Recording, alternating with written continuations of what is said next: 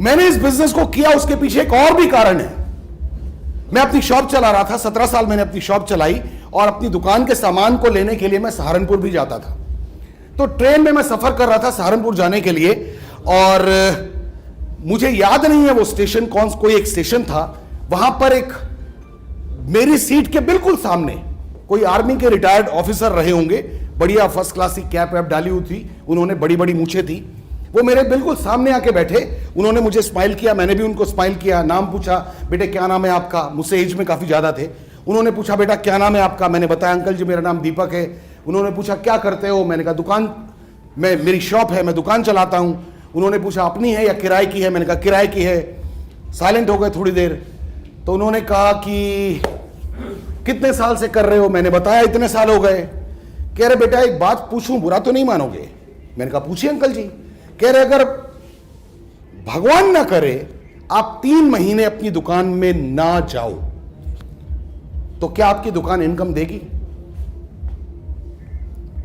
होश उड़ गए सर, होश उड़ गए।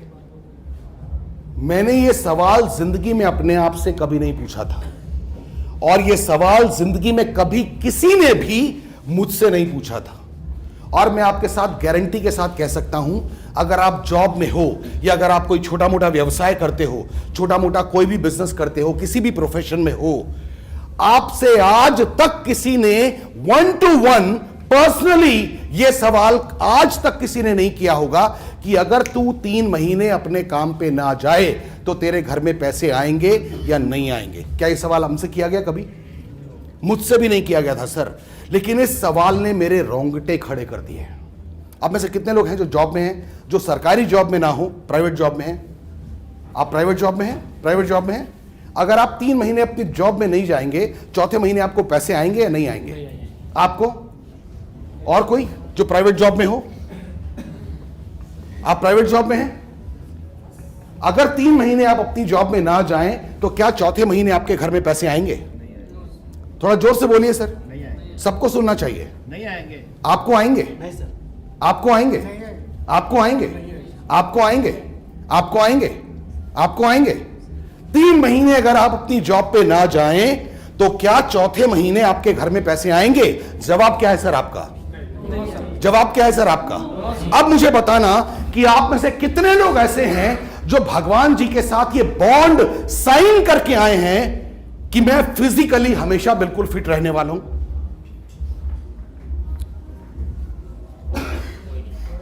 मुझे कभी बैकएक नहीं होगा, मुझे कभी कोई इस तरह का प्रॉब्लम नहीं होगा, मुझे कभी कोई बड़ी चीज प्रॉब्लम नहीं होगी। एम्स में जाओ, सफदरजंग में जाओ, मैक्स हॉस्पिटल में जाओ, बहुत सारे हॉस्पिटल्स हैं, वहां जाके लोगों को देखो, क्या वहां पर ऐसे लोग हैं जो फिजिकली अब वो चल नहीं पाते, कुछ इस तरह की बातें हुई पड़ी है उनके साथ? हम में से किसी ने बॉन्ड साइन किया हुआ है भगवान जी के साथ कि ये मेरी जिंदगी में कभी नहीं होगा?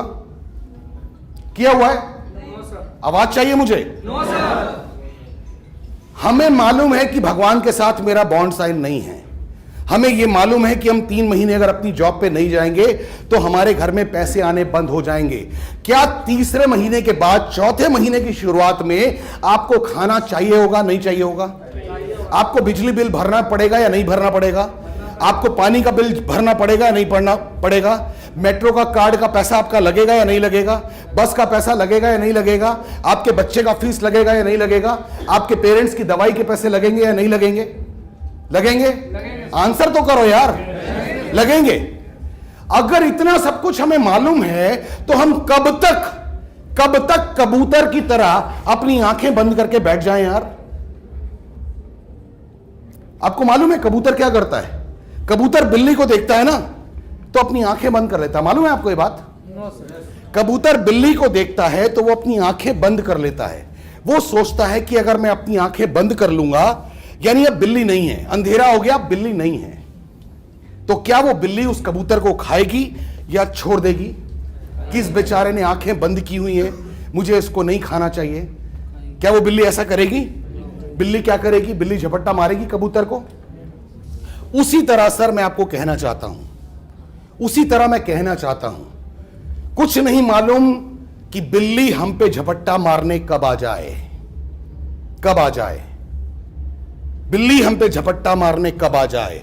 अपने आप को उस दिन के लिए तैयार करो कि जब आप 3 महीने अपने काम पे ना जा सको तो भी आपके घर में पैसे आते रहने चाहिए। क्या हमको इस चीज के लिए अपने आप को तैयार करना चाहिए, या जैसी रूटीन चल रही है बिल्कुल वैसी जिंदगी बढ़िया है? मुझे आवाज चाहिए। क्या तैयार करना चाहिए?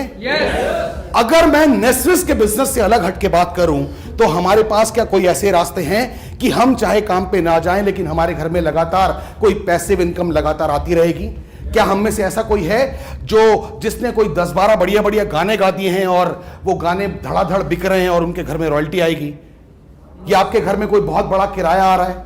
क्या हम ऐसी जिंदगी जी रहे हैं? अगर हम ऐसी जिंदगी नहीं जी रहे तो नेस्विस के बिजनेस को ढंग से समझने की जरूरत है। नेस्विस के बिजनेस को ढंग से समझने की जरूरत है। मान लीजिए, मैं एक छोटा सा एग्जांपल लेना चाहता हूं। मनोज जी ने अभी एक एग्जांपल लिया था, इन दो लोगों को खड़ा किया था, है?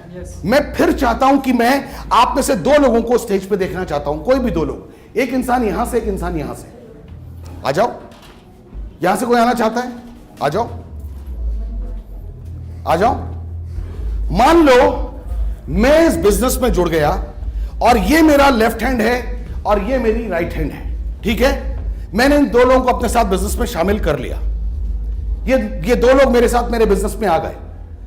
अब इसने इतने सारे लोगों की टीम अपने आप बना ली और इसने इतने सारे लोगों की टीम अपने आप बना ली और मैं यहां पर हूं।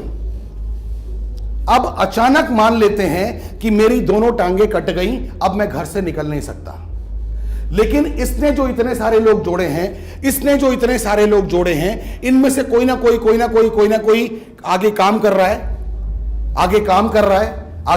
रहा है। अब बताना सर, मेरी दोनों टांगे नहीं हैं, मैं घर में सो रहा हूं, मुझे मेरे घर में पैसे आएंगे या नहीं आएंगे?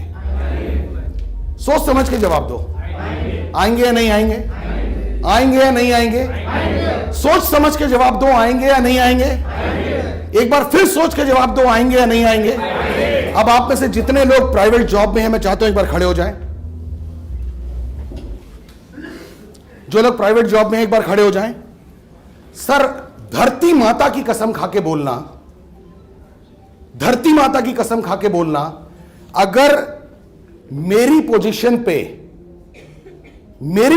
पे आप आ जाओ। आइए सर, आप प्राइवेट जॉब में हो, जाओ खड़े रहो वहां जाके, जल्दी से आओ। मेरी पोजीशन पे आप आ गए। अब बताना सर, इनको पैसे आएंगे या नहीं आएंगे? इनको पैसे आएंगे या नहीं आएंगे?